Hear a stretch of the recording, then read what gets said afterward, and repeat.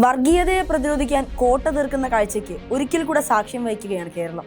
കേരളത്തിലെ വിദ്യാർത്ഥി സമൂഹം ഒന്നടങ്കം വർഗീയതയെ ചെറുത്തു തോൽപ്പിച്ചിരിക്കുകയാണ്.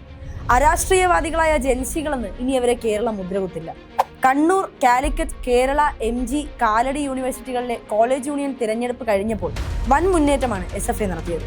KSU, MSF, ABVP സംഘടനകളുടെ ഒറ്റയ്ക്കും കൂട്ടായ്മയുള്ള നീക്കവും ചേർത്ത് ആ സംഘടനകളുടെ കുത്തക തകർക്കാൻ SFIക്കായി.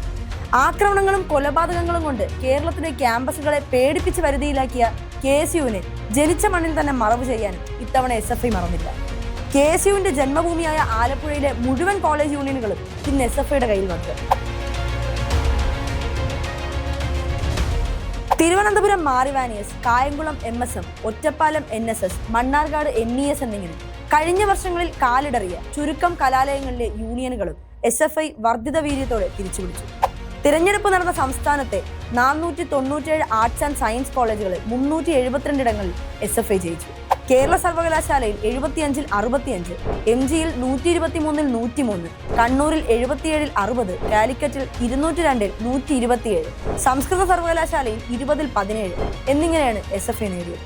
ഇതിനു പുറമെ സംഘടനാപരമായി തിരഞ്ഞെടുപ്പ് നടന്ന സ്കൂൾ പാർലമെന്റ് തിരഞ്ഞെടുപ്പിൽ 675-ൽ 589 സ്കൂളിലും SFI വിജയിച്ചു.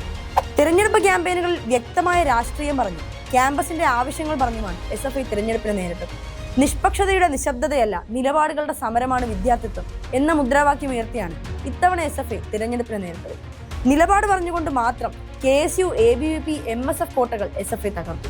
ആ കോട്ടകൾക്കുമേൽ സ്വാതന്ത്ര്യം, ജനാധിപത്യം, സോഷ്യലിസം എന്നെഴുതിയ തൂവെള്ളക്കൊടി പാറിച്ചു.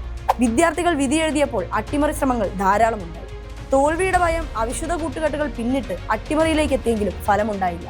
നമ്മൾ എഴുതുന്നതും വായിക്കുന്നതും കാണുന്നതും കഴിക്കുന്നതും വരെ നിയന്ത്രിക്കപ്പെടുന്ന ഇന്നത്തെ ഇന്ത്യയിൽ കേരളം പ്രതിരോധത്തിന്റെ ചുവന്ന കൊടി നാട്ടുകയാണ്.